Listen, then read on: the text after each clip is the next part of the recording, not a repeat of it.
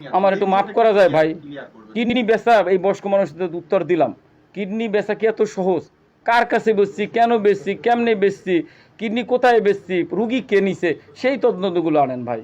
তারপরে যদি বলেন আমি বিক্রি করছি, কোথায় করছি, কিভাবে করছি, কার কাছে করছি, কোন মাধ্যমে করছি, সেই তথ্যগুলো আপনারা সকলে বাই করেন, প্রকাশ করেন এবং আপনারা প্রমাণসহ আইনকানুন প্রশাসনের হাতে জমা দেন। বাংলাদেশের প্রশাসন তদন্ত করে দেখার পরে যদি তারা দোষী সাব্যস্ত করে যে আমি দোষী, তাহলে তো আমি দোষী। আর তারা যদি বলে ক্লিয়ারেন্স দেয় না, মিল্টন শ্রীমদ্দারের কাছে কোনো ওটি নাই, কোনো কিডনি ট্রান্সফার করে নাই, কোনো অর্থনৈতিক বেহিসাব নাই, তাহলে তো আমি সেফ জোনে এসে পড়ি। যে পরিমাণে অর্থ আছে, যে পরিমাণে বাড়ি গাড়ি আছে, সেটা আপনারা সকলে যাচাই করেন। আপনারা সাংবাদিক মানুষ, প্রশাসন আছে, সবাই মিলে যাচাই বাছাই করলে বুঝতে পারবেন যে আমার কাছে কত কোটি টাকা আছে বা কয়টা বাড়ি আছে, গাড়ি আছে। এটা তো আপনারা তদন্ত করলেই পাবেন। আচ্ছা, এই যে আপনি যেখানে আপনি করোনার সময় মানুষকে মৃতদেহ গোসল দেওয়া হতো, ওখানের একজন যিনি গোসল দিতেন তিনি বলেছেন যে এই সিমটম গুলো তারা দেখতো। হ্যাঁ আছে, আমার কাছে যত বাবা মা আছে, আসবে, আসতেছে, ছিল, সবার শরীরে কাটা ছেঁড়ার দাগ থাকারই স্বাভাবিক ব্যাপার। কারণ এরা রাস্তায় চলতে চলতে একটা সময় তাদের শরীরে ঘা হয়, পচন হয়, তারা বিভিন্ন জায়গায় আঘাত পায়, আঘাত পাওয়ার পরে তা ওইখানে পচতে শুরু করে, পচে ওখানে পোকা হয়ে যায় এবং বিভিন্ন অঙ্গহানি হয়ে যায়। যার স্বরূপ আমরা একটা ফাইল আপনাদের কাছে রেডি করে রাখছি। যারা রিসেন্ট আসছে নতুন, তাদের ছবি আছে এখানে, যদি আপনারা কেউ দেখতে চান। হ্যাঁ, ভাইলেন্স ধরবে দেখে ওনার ওনার ওনার কিন্তু পেটের কাছেই, ওনার কিন্তু পেটের কাছেই দাগ আছে। তার মানে কি উনি এখানে আছে, আপনারা চেক করতে পারেন। তার মানে আমি কিডনিগুলি বিক্রি করে ফেলছি। মাথার নাই, এইগুলি হাত নাই, এগুলি পরিষ্কার পরিচ্ছন্ন করে সুস্থ করে তোলার পরেও তো দাগ থাকবে। এটা তো কসমেটিক্স স্বাভাবিক থাকার কথা। তো এই যে এদের যে সাধারণ যে সার্জারির প্রয়োজন হয়, যে সার্জারিটা প্রয়োজন হয়, এটা আপনি কোন হসপিটালে? কোনো হসপিটালে করি না।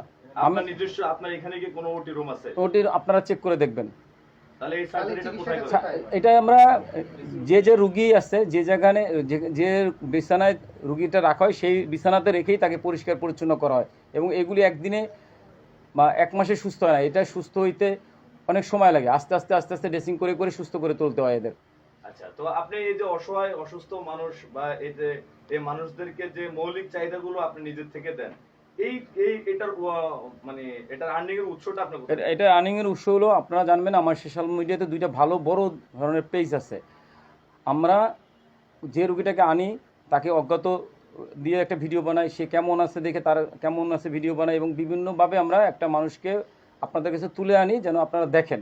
এবং আমাকে যারা সহযোগিতা করে, আমি কি কর্মকাণ্ড করতেছি প্রতিনিয়ত সেটার আপডেট দেওয়ার জন্য ভিডিও বানাই। এই ভিডিও টিডিও দেখে স্বেচ্ছায় মানুষে যে যা পারে সেই সাহায্য দান করে। কখনো কখনো আছে, যেমন আমি বাড়ি করার সময় বাড়ি করার জন্যই টাকা চাইছি আলাদা, আমাকে 10 টাকা দেন, একটা ইট কিনে দেন, 1 কেজি সিমেন্ট কিনে দেন, এরকম ভিডিও বা কথা বলে আমি মানুষের কাছ থেকে টাকা তুলে ওই বাড়িটা করছি। আমি যখন অ্যাম্বুলেন্স কিনছি ওইভাবেই করছি। এবং এছাড়াও মানুষ স্বেচ্ছায় খাবার দেয়, দান দেয়, এইভাবেই চলে। তো আপনার সর্বশেষ আপনার সাথে একজন, যেহেতু আপনি রাস্তা থেকে মানুষকে তুলে আনেন, তুলে আনার পরে সেটা আপনার ফেসবুক পেজে পোস্ট করেন, তার গার্ডিয়ান যদি সেটার সন্ধান পায় অবশ্যই আপনার কাছ থেকে সেটা নিতে আসবে। তো রিসেন্টলি একজনে আসলো, সে কুমিল্লা থেকে আসলো, তাকে আপনি আপনার সাথে দেখা হওয়ার সাথে সাথে আপনি কেন তাকে মারধর করলেন? রিসেন্ট না তো এটা, মানে 2-3 মাস আগে? 2-3 মাস আগে না, 2-3 বছর আগে। 2-3 বছর আগে? হ্যাঁ, এটা হলো আপনার 17-18 সালের ঘটনা। এই ঘটনা মারধর করা হয়েছে এই কারণে, উনি আর মা আমার কাছে ছিল 2 বছর। 2 বছরের মাথায় দিয়ে সংবাদ পাই যে উনি আর মা, এবং উনি আমাদের সাথে না বোন। 17-18 সাল হইলে এটা তো বোন। হ্যাঁ, অনেক বছর ওনার আগে। সাথে গতকালকে ওনার সাথে না আমি এটা কথা বলছি। না না না, এটা রিসেন্টের ঘটনা না। না, ওনার তো মা না, ওনার বোন। আচ্ছা ধরেন বোন, জি। বোনের সন্ধান পাই বা আমাদের কাছে আসে এবং ওনাকে বারবার রিকোয়েস্ট করে আসতে আসি, কাল আসি, পরশু আসি করে আসে নাই। এবং উনি আসছে তারপরও 1 বছর পরে এসে, যখন আসছে, আসার পরে উনি হলো ওইখানের মানে কিছু রাজনৈতিক সংগঠনের নেতা, এবং তিনি খুব হুমকি দুমকি দেখায়, মানে কথাবার্তা বলছে। ওনার অনেক ব্যস্ততা, অনেক বোন বা আত্মীয় স্বজনের ক্ষেত্রে ব্যস্ততা থাকতে পারে না, যাকে আপনি 2-3 বছর পরে পাবেন। আপনি আপনার বোনকে যদি 2-3 বছর পান, রাস্তায় থেকে তুলে একটা প্রতিষ্ঠানে রাখার পরে তাকে পরিচর্যা করে সুস্থ করে আপনার কাছে ফেরত দেওয়ার জন্য অনুরোধ করতেছে, সেটা তো অপরাধ করে নাই। সে সুন্দরভাবে নিয়ে যাওয়ার কথা ছিল, কিন্তু সেই রিয়াকশন খারাপ দিচ্ছে, আমরাও রিয়াকশন খারাপ দিচ্ছি ভাই। মানে সেই কারণে আপনি তার মানে গায়ে হাত তুলে না, রাগারাগি হয়েছে। ওখানে অনেক লোকজন ছিল ভাই, বসে কথা আপনারা যে সিনগুলো দেখছেন, এটা বসে কথা বলার চিল্লা চিল্লি দেখছেন।